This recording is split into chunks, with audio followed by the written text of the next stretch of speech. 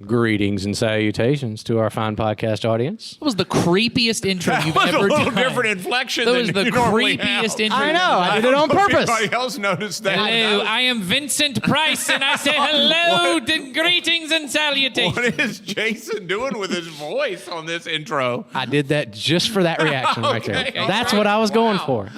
I was mixing it up. How you guys doing? Oh, I feel Doing good. Welcome to our podcast where we review old Hammer horror films from the 1970s. Yes, sir.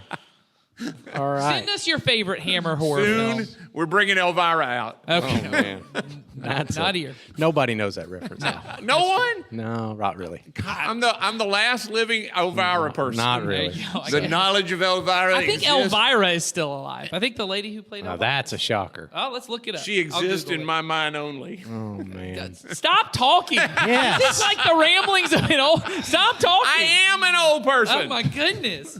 All right, Jason, why don't you get us going forward, and I'll see if I can figure out how old Elvira is. What if I don't want to know about her? Well, I'm gonna take a guess. We should take a guess. I think she's 80. Does anyone know Elvira's real name? No. I don't care. Cassandra Peterson. I did know that. All right. Okay. She is still alive, and I feel kind of bad because she's not as old as I thought she was. Really? Yeah, because I also would have guessed. In her 80s. Yeah. She's Or 74. She is turning 70 this year. Okay. Wow. that's shocking. 1951 was when she was born. That's Wow. shocking. Okay, then. There you go. So, Well, all right. Elvira. So that's your horror fact for the day. That's our horror. And for factor. those of you who don't know who that is, that's okay. Oh, Yeah. Look it up. It doesn't really matter. So, speaking of new stuff, I'm going to introduce today a new segment to the podcast. Oh. Now, if you guys have been listening for a long Is it time, as exciting as Elvira? more. There you go. If you've been listening to the podcast since the beginning, we've dabbled in segments so far. We've We've dabbled. we have in dabbled. segments. Remember we did the top 5? We Remember did. that? We did. We did. And we kind of let that go. We let it go because we got tired of it. Yes. was tough work. And then we've sort of informally done some other segments, but Yes, we I decided to be a little more formal. Okay. I'm going to start a headline that or I a don't think segment. anybody that knows the three of us is surprised that you would be the one to introduce formality. Of course. Yeah. And it might last a week or two. That's good. I've been feeling like we've had a lack of decorum on this podcast, and I'm glad you're bringing us to order. So. All right. I don't feel those things. This is a segment we're going to call headlines. All right. All right. Who did headlines? Was that Conan or was that Jay Leno? Then one of them used to have a headlines thing. Remember I that? think Jay Leno did. Was it Jay Leno? I think he there did. You go. Okay, you have to do it in a Jay So Leno voice. what I'm going to do is I'm going to find some headlines and some articles, and are we gonna I'm just react I'm to going to them? read, and I just want your reaction to this. All right. All right. Were So- you reading the whole article or just the headline? Are these Oh, real headlines? These or are did you real. make them up? These Why are don't real. you read the headlines, and if we want additional information. These are real. These right. are actual news stories because they're on the internet. Yep, that means they're real. Jason, So they are stop real. it now. Okay. We are also on the internet. Yes. Reputable news sources have these headlines. All right, here's your first headline. Florida woman survives being hit by a flying turtle. Okay. I'm glad she survived. That's I'm gonna be so my glad reaction. it wasn't Florida man. It should have been Yeah. Florida It was man. a Florida woman. It was in Daytona Beach, Florida. All right. Hit by What a was flying the flying turtle? turtle. I'm gonna guess. I'm gonna guess. Okay. The turtle was flung off the back of something, like a truck or some moving something. Maybe I'm getting too specific. It was sitting in a tree. Wow. Okay, what happened? Okay. It fell on her. Okay. Somebody threw it Article at her. says it's not unusual for rocks and other debris to crash through a windshield and injure a driver or passenger, but a turtle? A 71-year-old woman riding with her daughter on Florida's Interstate 95 suffered a gashed forehead Wednesday when a turtle smashed through the windshield of their car, striking her. The daughter pulled over and got help from another motorist. According to 911 recording, both were surprised by what they found. Yeah. There's a turtle in there, the man can be overheard saying. A turtle, the daughter exclaimed. An actual turtle. The gas drew a lot of blood, but the woman was not seriously hurt. And here's the answer to your question. The turtle was likely crossing the interstate and got knocked into the air by another vehicle. Okay. That's how the turtle was I flying. was sort of close. It did involve another vehicle. Yeah. Does so- it report the health of the turtle? Yeah, what's the turtle It doing? actually does. I knew it. I knew it would. Here's the final statement in the article. The turtle, on the other hand, had the best luck of anyone. It just had a few scratches on its shell and was released back into the nearby woods. There Good you for go. him. Good job, Turtle. Good job, You made Turtle. it. Physically Yeah, assaulted had two an things. elderly woman, but you're doing Yeah. good. He went back and told his story. I got run over by a truck, thrown in the air through a windshield, hit a woman, and I'm back. That's right. Doing good, guys. And that's how turtles talk. Daytona Beach. Well, maybe Florida turtle. Florida turtle. maybe the turtle was on vacation. Could have been. There you go. He's probably been heading down that way for several months. I would say Several so. years. Taking him a while to Not get if, there. he's, not if he's moving at the speed of getting hit by a car. He could probably get there Maybe pretty that's quick. his mode of transportation. Yeah. If Yeah. he gets hit just right, it boosts him. I'm really shocked when you said Turtle that he didn't get jumped on by an Italian plumber in the middle of a Mario game and got hit, and that's how he comes flying at people. So I'm all good with that. But, so There's your all right, video game reference for the day. Next one. This one I heard on another podcast, and I had to go check it out. Just All right. It got me. It made me laugh, and it's true. Here's the headline: Mystery animal in tree turns out to be a croissant. Mystery what? Animal. So the animal was a mystery. And it looked- Mystery animal in the tree turns out to be a croissant. oh. Say what? So they thought it was an animal, and it turned out to be a croissant. A woman, Oh, I also heard this on a podcast. It's a did. podcast you and I listened to. It is? I Really? remember where You that just was. forgot. Now I remember him talking about A the croissant. woman in Krakow, Poland, had quite a fright when she saw what looked like a bizarre animal that had been hanging in the lilac tree outside her home for a few days. The woman called for help dealing with what she thought might be an iguana. When the officers showed up at the scene, they were able to nab the mystery animal bread-handed. Oh God. There's a pun. Because the animal in question turned out to be a croissant. Joel, I want you to find the vine that's the person saying, "You made me drop my croissant." Put that that's in good. there. That's good. That's the only comment I got. So find that. And- old and- vine. and here's the Find funny old part. I vine. want to say, if we're going to have puns, I already hate this section. All right. Only if it's in the story. That is a bizarre story. I'm all for that. Where was that person from? They're in Poland? Poland, and they actually have a theory as to how the croissant got into the tree. Someone put it there. It got hit theory by is a done. car Yeah. on the back of a turtle. Yeah. They said they think somebody threw it out of their window to feed the birds, and it just landed in the tree. There's actually a picture with this. I don't, for the people we listening. can't show Is this we what can't people show are it. reporting on in Poland?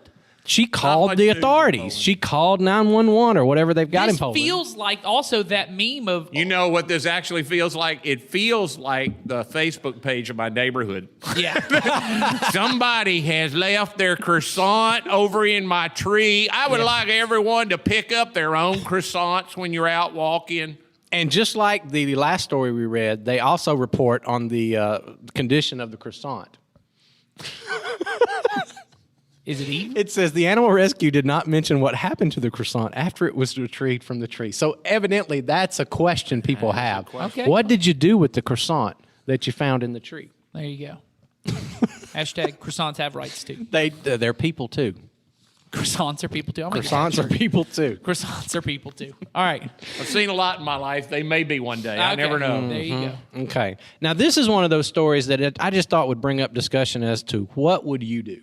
What would I do? What would you do in this situation, depending on who you were? All right. Belated birthday. Wait, I get to choose who I am as well? Yeah, I Okay, think- I'm Superman. Go. No, in the story. Oh, okay. There's a brother and there's a sister. Okay. All right. Belated birthday gift from brother earns woman a $500,000 lottery prize. Ooh. So Maryland he gave woman. her a late Yeah, lottery. it's what happened. A Maryland woman received a scratch-off lottery ticket as a belated birthday present from her brother, and she had to forgive the gift's tardiness when she won the $500,000 jackpot. Basically, what happened was he gave her this ticket. It was like a few days after her birthday because he forgot her birthday. So he gave her a lottery ticket to kind of make up for it. She sort of threw the ticket aside and didn't do anything with it for several weeks. Finally decided to scratch it off. And when she did, it was a $500,000 top prize. Happy birthday. Now, here's my question is, if you were the sister, would you feel the need to give some of that back To the dude? to your brother? It's your brother who gave you the gift. Whether I feel the need or not, I might do it, but I wouldn't feel obligated. If you give me a gift, it's my gift. Well, that's I have what no I would think. obligation to give it Yes. to you, but I But probably would that cause family friction?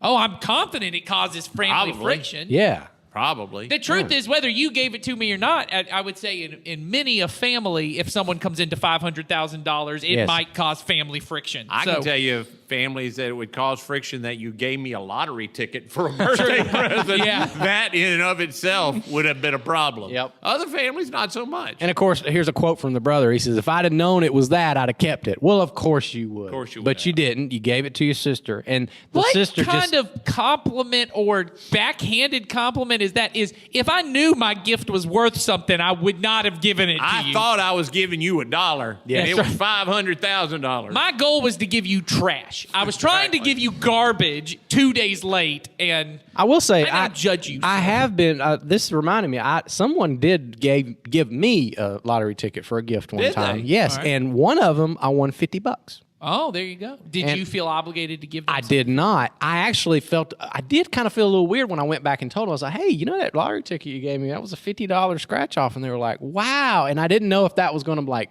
make them feel bad Yeah. or what. But yeah, I did tell them. Jason, that $50 could get me out of a lot of jams. I know. I'm gonna need a lot of jams. And it was just I need the $50. I'm just wondering if it's 500,000. You know, that would cause that. some friction. Maybe I don't know. There you go.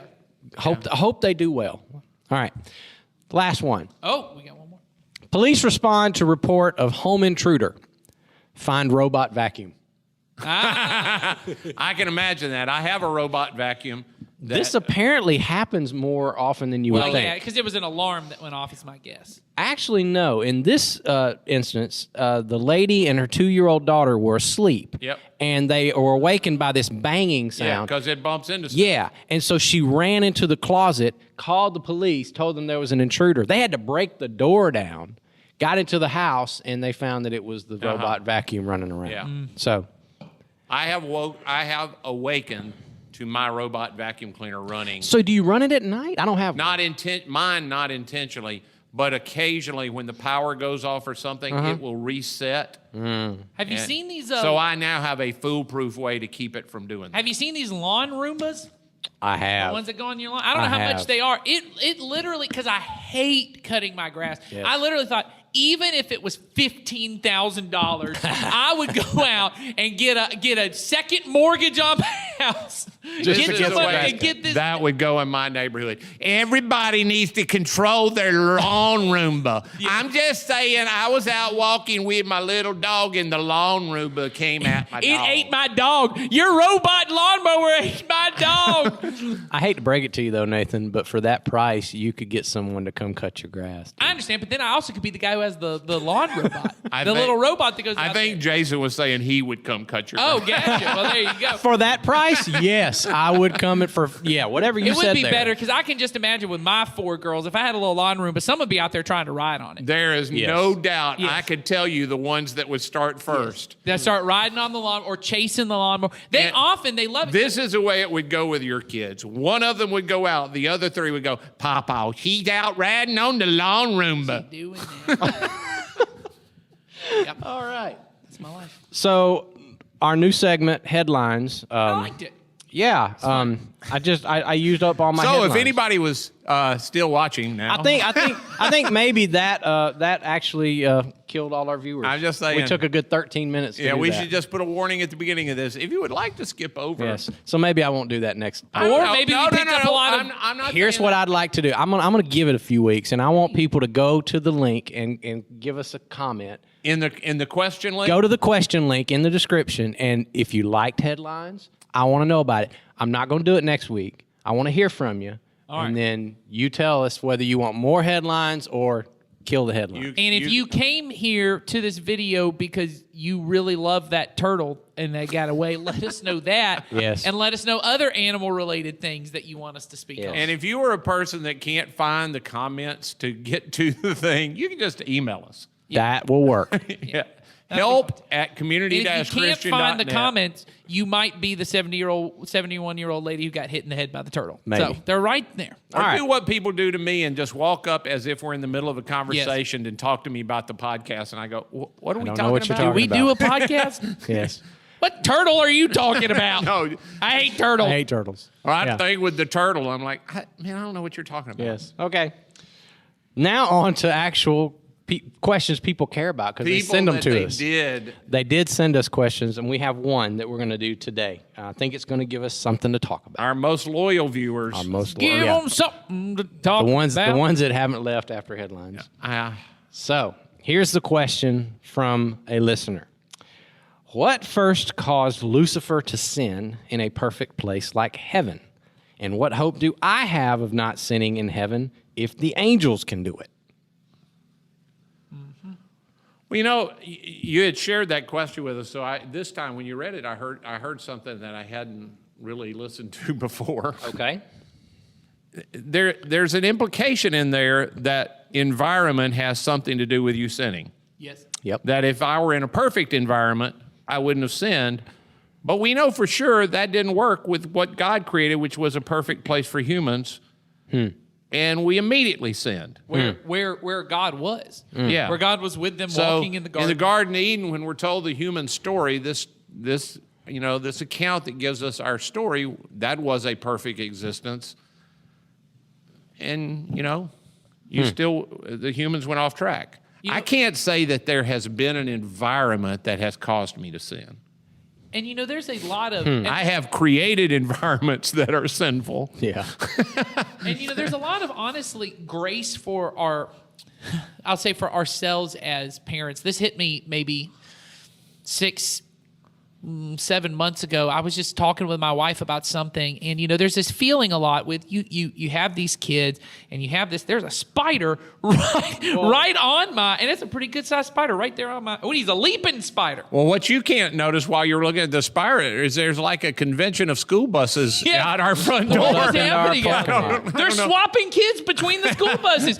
Someone get down here from the newspaper. Oh, the kid. He did. The kid just left one school bus and he's got on the other one. I bet it was a He got on wrong the wrong school bus. bus. I He got on the wrong bus. Oh, that's great. Y'all pull into that. You truck. heard it here first. 3 weeks after it happened. Yeah. We don't know who these people are. There I'm you going to go. watch them, see them turn around here and not run over somebody. That's the person something. also doing That some is work? something that we don't see here every day. We do not see that That every spider day. was quick, dude. There's a web. Okay, back to Lucifer. Web All right, between. yeah, So what I was going to say was, I had this thought with my, you get these kids and you start to have, at least I have, but I think it's a pretty common parent feeling of you suddenly start to realize, I can't protect them from everything, and that this is a person I love. That especially when they're a baby and you very first have them, they very much feel like this is just an extension of myself. This is an extension of myself.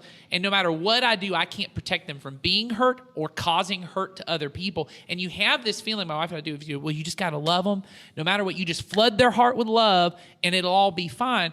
But in that, I remember saying to my wife then that does have this feeling that I'm somehow better at loving than God is, because God in the garden perfectly loved, fully surrounds people with his love, and people still go, yeah, this ain't good enough. Well, and I'm going to try something different. I was just sitting here thinking while you were talking about it, that's even a great illustration that most of us would be parents could think of in terms of why is it your child, before they really can even talk, chooses to rebel against you. Yes. I mean, even the best of parents, your child, before they could say words to you, looks you ball in the face when you've asked them, they understand you, and they do the opposite. Yes. So or they lie, or they so hide. now when or- you're saying, why do we rebel in perfect places? It's because rebellion is in the heart of, and so then I told you another thing, and I don't know, you have something you want to say on any of that, Jason? Because that's not the heart of the question, but. No, I think at the heart of the question, well, it'll just help us get back to, I think what the person really is concerned about, because I've heard people ask this before, is are we going to have free will in the new heaven, the new earth, in our eternal home with God? Will we have the capacity to sin? Because I know that causes some, disconcerting things, and people are like, well, if I don't, then am I really there because I want to be? But if I do, I'm afraid. Yeah, because I've not always made the best use of my free will. That's right. Here. And I first of all, the Bible really does not give us a definitive answer on this question. It does talk about what existence will be like, and it certainly gives us the indication that all those things about every tear is wiped away, every, sin is defeated, death is done away with, and all those things are with it, and we will be with God in that place. And so there doesn't give us any indication that that's going to be our state, but at the same time, I get that whole thing of, there has to be some sort of free will going on there, but it takes me back to that passage of Scripture where it talks about, God who began a good work in you will see it through to completion. Right. And I know that the good work he's doing in us is creating within us and helping us to become the type of people that are done with sin. That's right. And you actually talked about this in a message a couple of weeks ago, where you talked, or no, actually coming up. Yeah, it's coming up. It's coming up. You just read it, but yeah. Yeah, I just read. Yeah, I get confused. Yeah, we all do. But I just read. You just wrote it, and I read it about the state of how we misunderstand what heaven's really going to be. Yeah, I think when you go in with the concept of,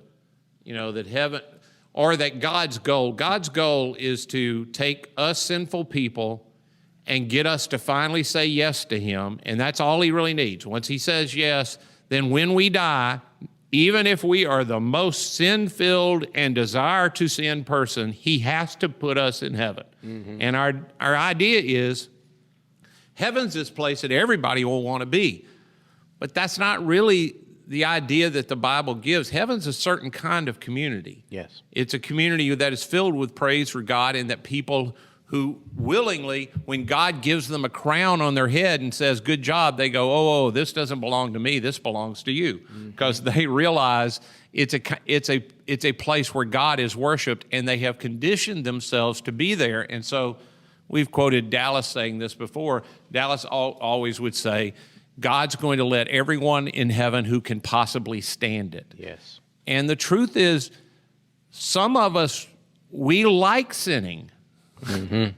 There are certain kinds of things that we enjoy doing that we know aren't good for us, nor good for the people that are around us, nor good in general, but we really like it. It's why we're constantly asking, or people, I'm doing this, we're constantly asking the question, what can I do and still get in? That's right. What sins can I commit and still be okay? It reveals in me a lack of transformation. Right. Because I'm still asking the wrong question. That's exactly right.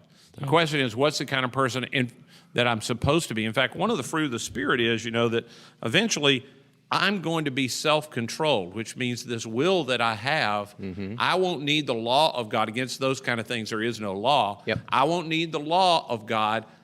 The Spirit of God will eventually so fill me, the love for people and love for God will fill me, that I will be self-controlled, in that I want to be the person that God made me to be completely. And therefore, I don't want to do those kind of things. It's not that somehow I'm not doing them because I might get punished for it. I don't want to do them. Yeah.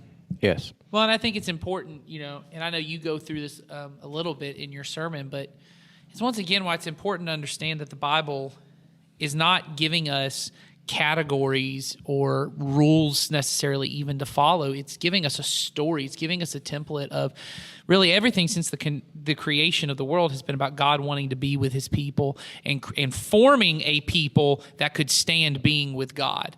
That even in the Old Testament, you see all those laws and you see all the things that are in there. It's about him forming people into the kind of people that could possibly stand to live with God, right? Because even when we kind of have these pictures, even if you don't know the Bible, you kind of have this idea of like, well, God had to live in a temple and be behind a curtain so no one could see him. That actually isn't what God said. God said, hey, bring all the people to me. I want to meet with the people. And they said, no. We can't be with God. Moses, you go be with God. God invites them all to come to the mountain, and they go, oh, no, we don't want that. Yeah. Moses, you go do that. Moses, you go up there. And then while Moses is up there, they go, you know what God will love? Let's do the things he told us not to do and make a calf. And they make this whole idol thing, which is by far, and I think it's funny, I don't remember this being one of my favorite. That is by far my daughter's favorite Bible story. All of them love Really? the one where they had to drink the gold. They had that gold. And anytime someone says a cow, one of my daughters will go, "You remember that story where they made the golden cow and they had to drink the cow?" And then they all crack up and they think that's hilarious. But That's a funny part. I grew up on the movie The Ten Commandments with Charlton Heston. They don't include that part. No. Where he says, "Hey, grind up that statue. All y'all drink that." Well, that makes Moses a real bad dude. He's mean. well, and literally, we missed that part of the story. If you know that, if you don't know, basically, God frees the people of Israel, which are His people, and He begins with a family which becomes a nation, and He says, "I'm going to make these people the kind of people that could stand living with me, and then we're going to take this to everybody. But I'm going to show what it looks like in a family, and then a nation, and then we'll take it to the whole Yeah, world." because ultimately, we have this thought that Christians have to give up a lot, but hey, it's worth it. I get to go to heaven when I die.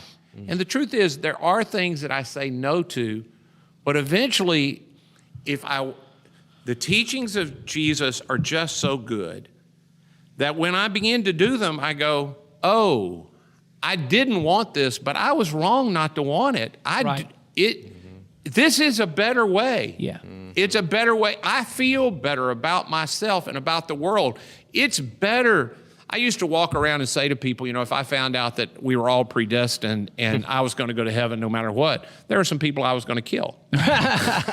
And there was a time in my life, there's probably that I actually believed that. Right. I no longer have the desire to hurt anyone. Right. I just, the idea to hurt someone, even when that idea does not appeal to me. Well, you and I were just having this conversation at lunch where in the conversation I said, I think me and you may be using a different form of the word wrong, because often when we use the word wrong, what I had said was, if I know something's wrong, I don't want to do it. And and then we got this thing, well, I can know it's wrong and still want to do it. And I said, only if, and this is where we realized, there's kind of a cultural version of the word wrong, which we think of as morally wrong. Like, I know I shouldn't hit somebody, but I really want to hit somebody. But in the context of that, when we were talking, what I meant by it was wrong in the sense that it's not correct. It doesn't lead to what I think it is. Because the reason is, I know there's a rule that says I shouldn't hit my brother, but I think it's going to make me happy. That in this moment, it will make me, even though other people may not approve of it, it will make me happy. When I get to the point that I realize doing any form of intimidation or violence or aggression to another image bearer of God does not make me happy, it makes me sad. Eventually, and this is what you're talking about, murder isn't wrong because God goes, that's offensive to me.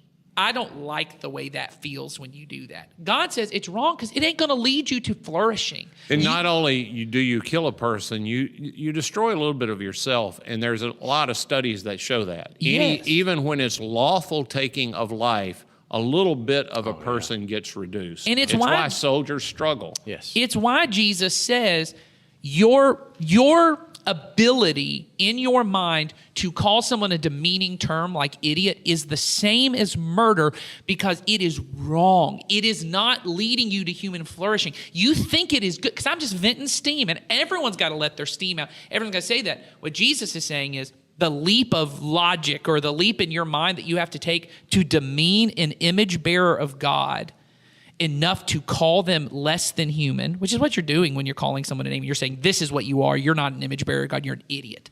You're a whatever. Is the same leap of logic it takes to kill someone.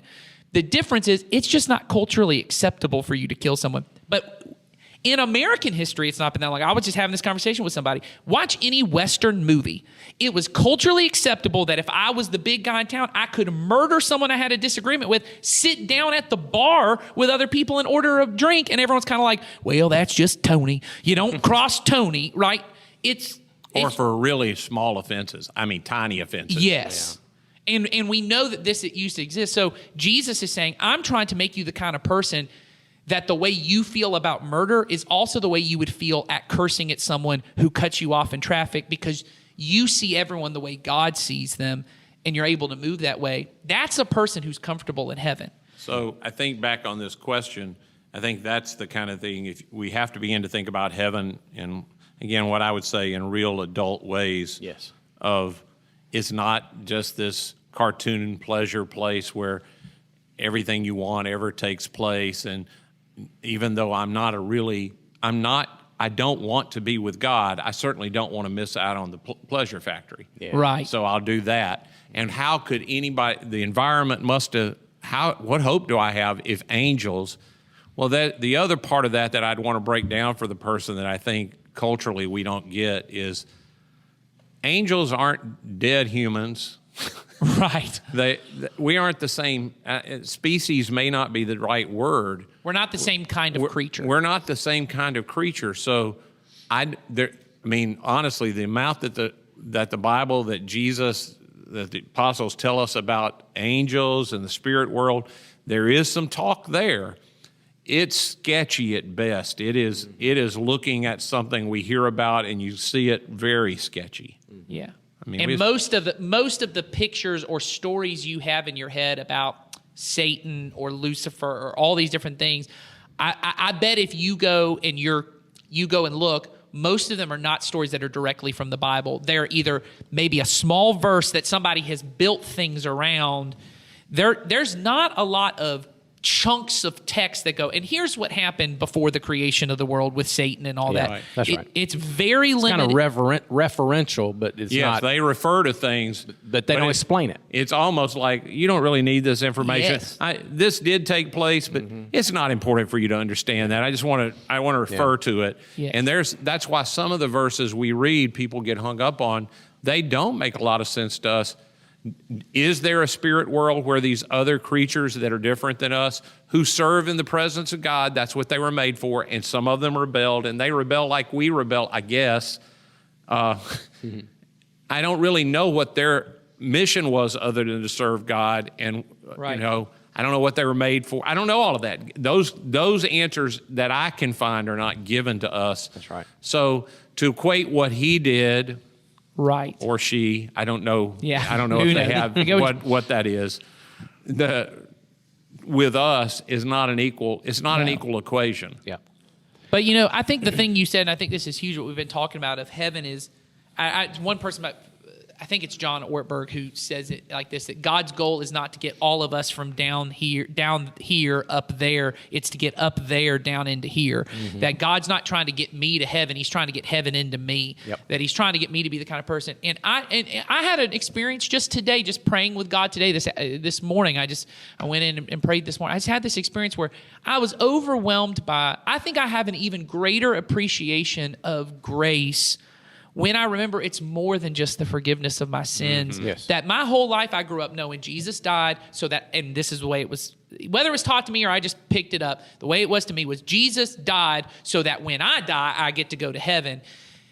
And I certainly was very appreciative because I get to go to heaven, but there was also this, and you mentioned this in your sermon, it feels a little ticky-tacky that Jesus would have to die just to forgive my sins because it's like, well, what is that about? Like, this feels like a smaller, trivial kind of thing. Why can't God just make it happen? But when I see it as Jesus' death is the power in which I get made into the kind of person that I would be comfortable, because that thing I said earlier of that I would become the kind of person who would look at cursing at someone in line as the same as murder. I think to myself, what would the amount of work that's going to take for me I can't do that for me. I just look at that and go, that's impossible for me.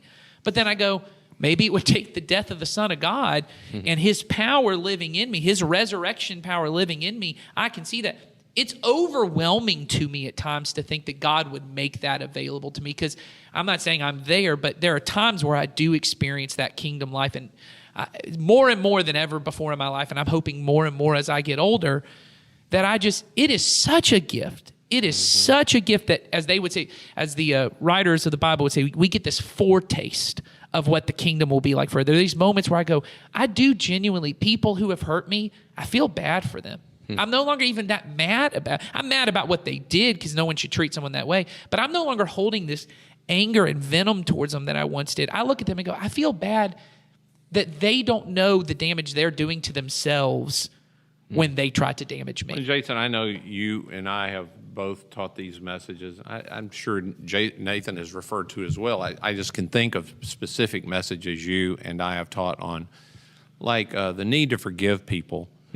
And it always feels to people like God is asking them to do something that goes against what is right. Yeah. That letting people off, you know what I mean? Feels wrong. It feels wrong It to does. let people off the hook. But we both also know, and I know this from personal experience and watching other people as it happens, that once you decide to do it, you realize, oh, this is right. Yes. This is better for me. The way that I was holding on to, it was what culture and what I felt. But when I heard what God wanted, if I didn't have a rebellious nature, which I do, I would just have done it and just said, okay, that's what you say is the right way. But it is right. Once I do it, I can tell it fit. Everything in my spirit lines up. Yes. You know what I mean? Yep. Well, you are in line Yeah. with the kingdom. Yeah. You are the way you should be. It is a powerful thing. All right. I don't know if there's more than we need to say about that or There's not. all. There's not.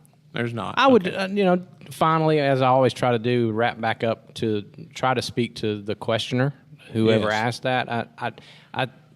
I do often sense that when people ask questions like this, it is either from a sense of fear or worry that heaven is not going to be the experience that they had hoped it was Right. going to be, and I can say anything that causes you to fear that is not a legitimate fear. You should Right. not fear that one bit. That everything that that God is doing in your life and everything that He accomplished through the death of Jesus is going to be accomplished in you, and He's going to do His work, and you don't have to worry about that. That's right. So I don't want you thinking, well, if I'm going to get up to heaven, I don't screw that up too. Yeah, that's right. That's not the God you follow. And I think I just heard Greg Boyd say this. He said, anything that you imagine in your mind that is not in line with the character that you see in Jesus and how He treated people, then you can know that thought didn't come from Him. That probably came from you.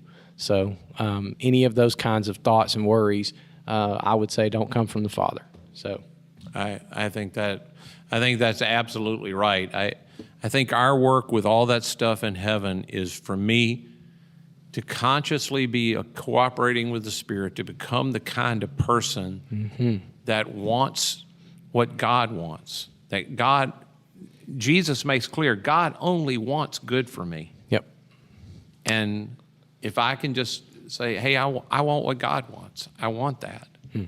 Yep. And then heaven's going to be perfectly suited for me. Yep. You're going to slide right on in and be just fine. And nothing's lost. Nothing is lost. That's right.